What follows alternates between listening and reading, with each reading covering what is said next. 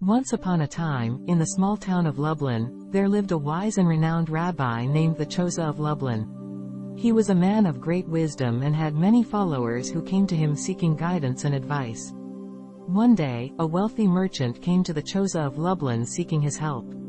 The merchant had a clock that was very special to him. It was a family heirloom that had been passed down for generations, and the merchant was afraid that it was broken and could not be repaired.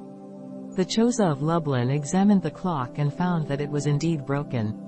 He told the merchant that he could fix the clock, but it would take some time.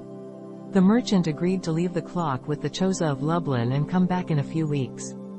The Chozeh of Lublin spent many days and nights working on the clock. He took it apart, cleaned it, and put it back together again.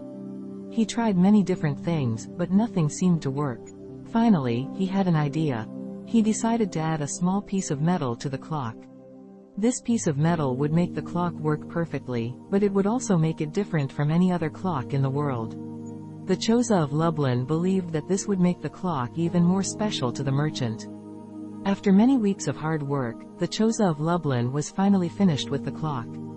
He called the merchant to come and pick it up. When the merchant arrived, the Chozeh of Lublin presented him with the clock.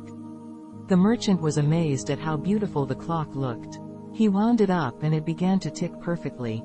The Chozeh of Lublin had done an amazing job. The merchant asked the Chozeh of Lublin what he had done to the clock to make it work so perfectly. The Chozeh of Lublin smiled and said, "I added a small piece of metal to the clock. This piece of metal makes the clock different from any other clock in the world. It makes it special." The merchant was very happy with the clock and thanked the Chozeh of Lublin for his hard work. He left the Chozeh of Lublin's house with the clock in his hands, feeling grateful and content. From that day on, the clock became known as the clock of the Chozeh of Lublin.